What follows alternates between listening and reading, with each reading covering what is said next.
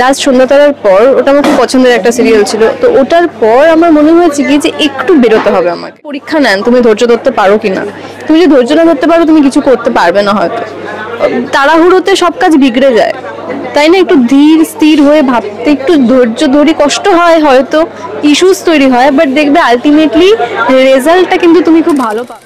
পছন্দের অভিনেতা অভিনেত্রীদের প্রায়ই দর্শকেরা খুঁজতে থাকেন কবে তারা আবার পর্দায় আসবেন। তারা বিভিন্নভাবে আসেন, কখনো বিরতি নেন নিজেদের জন্য, নতুনভাবে নিজেদেরকে এক্সপ্লোর করার জন্য একটু সময় দেন। ঠিক সেইভাবেই কি কারণে একটু বিরতি, কিন্তু আবার নতুন কাজে ফিরেছেন অমৃতা। অমৃতা কেমন আছো আগে বলো? আমি খুব ভালো আছি, তুমি ভালো আছো? অনেকদিন পর দেখা। অনেকদিন পর। কেন দেখা হলো? তার কারণ হচ্ছে জয়সলমীর জমজমাট, সেখানে জমজমাট কাণ্ড ঘটিয়ে ফেলেছে, তাই তো? একদম পুরো জমজমাট। একটা কি কি করেছে সেখানে? ফার্স্টেই মোবাইল অন, ফার্স্টে মনে হতো ফোনও চলে এসেছে।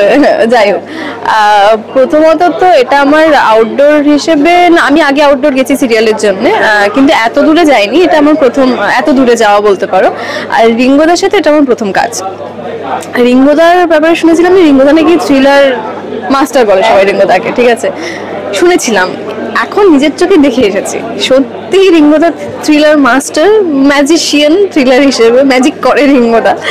আর মানে আর্টিস্টদেরকে না এত ভালো করে সিনস বোঝায় যখন টেক নেয় বা কিছু, পড়তে তো আমাদেরকে সবাই হয়, ডায়লগ তো পড়তেই হবে, ডায়লগ ফেলগ পড়ে গেছি, কিন্তু এত ভালো করে সিনস বোঝাবে যে তোমাকে আর আগে পিছে কিছু ভাবতে হবে না, তুমি সিনটা করে দিতে পারবে। মানে এটা একটা অদ্ভুত এক্সপিরিয়েন্স হয়েছে, ঠিক আছে, এটা একটা অসাধারণ এক্সপিরিয়েন্স। আর শুনে গেছিলাম যে ওখানে নাকি ভীষণ ঠান্ডা, তাই জন্য আমি 5-6টা জ্যাকেট নিয়ে গেছি, বড় বড়, মানে লাগে যে আসছে না, আমি 5-6টা, আমি ভেবেছি খুব ঠান্ডা নাকি, ঠিক আছে, কিন্তু ওখানে গিয়ে দেখলাম আমার ঠান্ডা লাগছে না। মানে প্রথমত সকাল থেকে 4টে অবধি কাঠফাটা রোদ, মানে খুব গরম, কিন্তু 4টের পর থেকে একটা হাওয়া দেয় যেটাতে পুরো গাটা একদম কনকন করে ওঠে। তাই বলে 4-5টে জ্যাকেটের দরকার হয়নি, একটাতেই চলে গেছে কাজ, বেকার এতগুলো নিয়েছি। কিন্তু এই অদ্ভুত একটা ওয়েদার দেখতে পেলাম আমি, সকাল থেকে মনে হবে গরমকাল, 4টে থেকে মনে হবে শীতকাল, মানে না কনকনে ঠান্ডা যেটাকে বলে, ওটার মধ্যেই আমরা শ্যুট করেছি। মানে ধরো ভোরবেলা কল টাইম থাকতো, 6টা নাগাদ, মরুভূমি, তারপর তোমার জঙ্গল, কুলধারা, এইসব এরিয়াগুলো জুড়ে আমরা শ্যুট করেছি। তারপর আবার বিকেলের পর থেকে ঠান্ডার মাঝখানে শ্যুট করেছি। মানে পুরো এক্সপিরিয়েন্সটা ওই মানে কি খিচুড়ি হয়ে গেছে আর কি, ওয়েদার খিচুড়ি বলতে পারো, সব মিলিয়ে। কিন্তু সব মিলিয়ে বিষয়টা জমজমাট হয়ে গেছে, কারণ এটার মধ্যে না তুমি দেখতে পাবে অ্যাকশন যেমন আছে, কমেডিও আছে, একটা অদ্ভুত কমেডি রয়েছে এটার মধ্যে, নাচ গানও আছে, ঠিক আছে, তার উপরে একটা দেখেছো, আর একটা মিস্ট্রি রয়েছে, যেই মিস্ট্রিটা ঘিরে এই পুরো সিরিজটা। ও সেটা তো বলবো না আমি, সেটা দেখতে গেলে তো সিরিজটা দেখতে হবে তোমাদেরকে, শুধু একটু থাক বাকি, যেটার জন্য দেখতে হবে দর্শকদের। কিন্তু যেটা আমি শুরুতেই বললাম যে ক্যামেরা নিয়ে রেডি, ভীষণ আমরা যেটা ম্যাক্সিমাম এখন দেখি যে সবেতে ক্যামেরা অন, ব্লগিং, মানে এরকম একটা চরিত্রটা আমরা আশেপাশে দেখতে পাই। হ্যাঁ, এখন তো যেমন সবাই তো ইউটিউব অ্যান্ড অল করছে, সোশ্যাল মিডিয়া অ্যাক্টিভ, তো হ্যাঁ আমার চরিত্রটি এরকমই বলতে পারো যে বাবলি টমবয় ঘেঁষা একটা চরিত্র, খুব স্মার্ট একটি মেয়ে, সে লাইভ করে, ব্লগ করে, তো সে তার ফ্যামিলির সাথে জয়সলমীর ঘুরতে যায়, কিন্তু জয়সলমীরে ঘুরতে গিয়ে একটা ঘটনার মধ্যে ফেসে যায়, সে তার বন্ধু, তার 2 বন্ধু আর সে 3 জন একটা ঘটনার মধ্যে ফেসে যায়, ঠিক আছে, সেই ঘটনাটা জুড়েই এই পুরো সিরিজটি।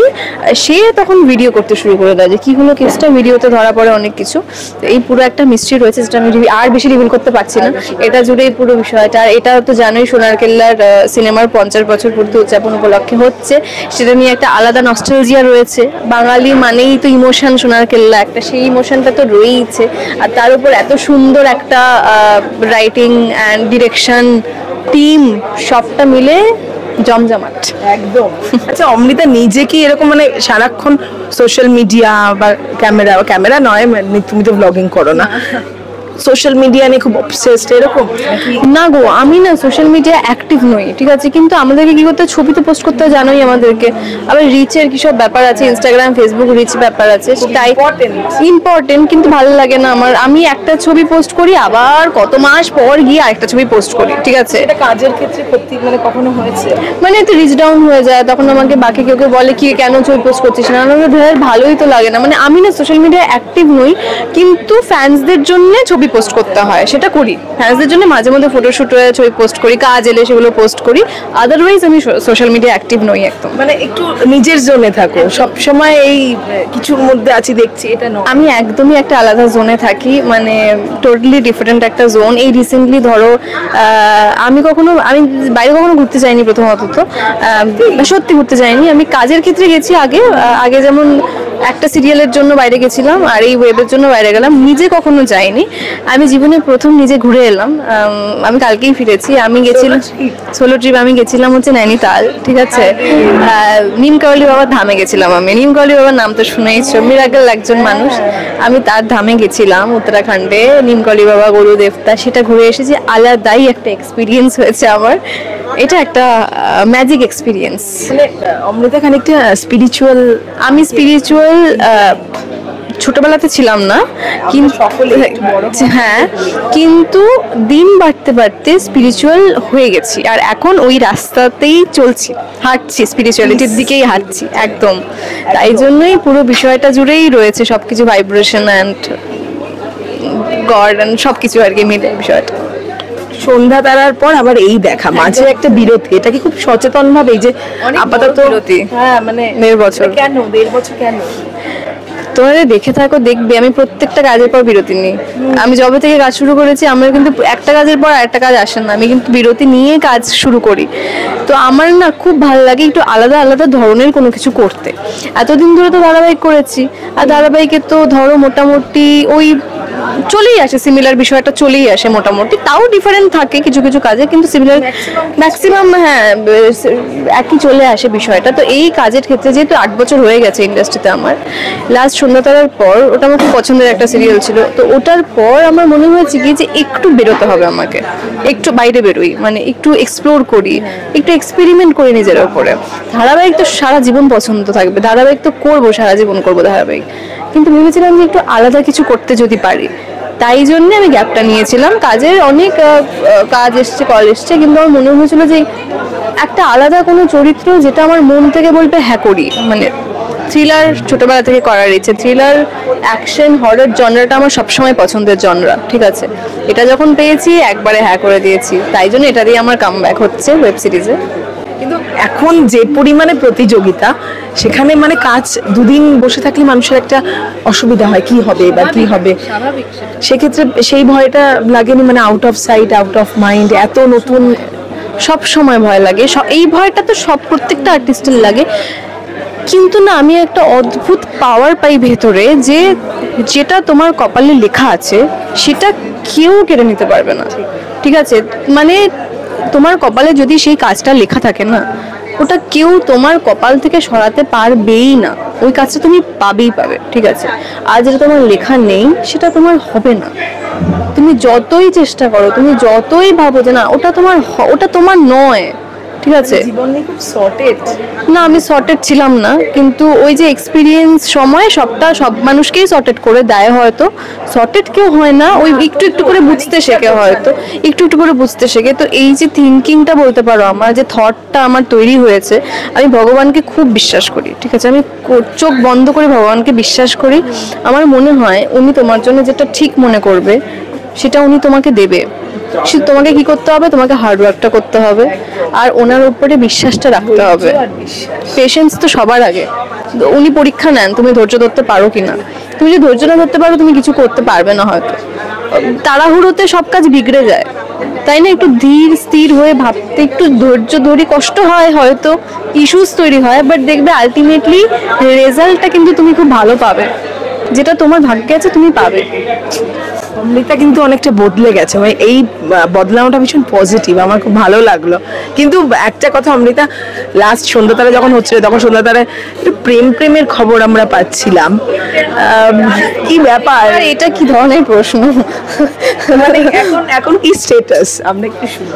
ও বাবা, দেখো প্রেম তো সবাই করে, তাই না, মানুষ মাত্রই প্রেম তো হবে, এটা কি কথা? মানুষ প্রেম করবে না? কে প্রেম করবে তাহলে বলো?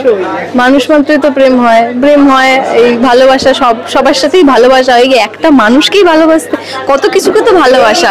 এবার অন্যদিকে ঘুরে আছে, সবার সাথে নাকি ভালোবাসা। হ্যাঁ এই দেখো তুমি, আমার এখন রিসেন্টলি যেটা ভালোবাসা হয়েছে, এই একটা ট্রিপ করে এসেছি, এবার আমার মনে হচ্ছে যে আমি কবে আবার ট্রিপে যাব।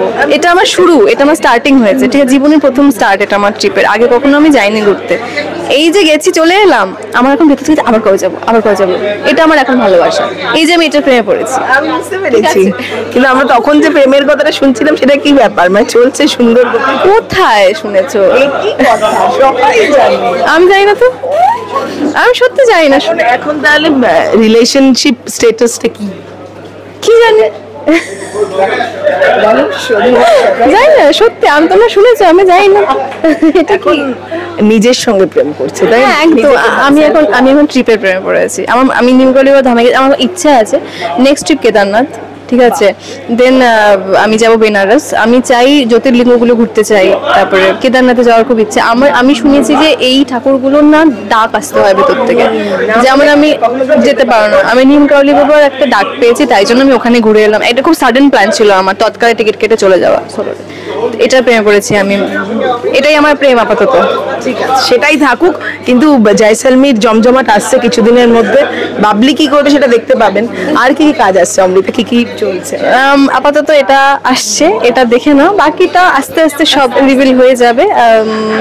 যা পেজ আছে ক্লিকের, তোমার ফেসবুক, ইনস্টাগ্রাম, ওগুলো ফলো করতে হবে সবাইকে। ক্লিকটা সাবস্ক্রাইব করো, কারণ 26 মে আমাদের জয়সলমী জমজমাট রিলিজ করছে, সেটা দেখতেই হবে। অ্যান্ড অবশ্যই পেজকে ফলো করে দাও, অনেক কিছু আপডেট পাবে তোমরা নতুন নতুন করে। আর দেখেছো কিরকম প্রশ্ন করে সব সময়, আসল আপডেটটাই পেলাম না। যাই হোক, ঠিক আছে, ওটা থাক, থেকে যায়। Thank you thank you so much, thank you.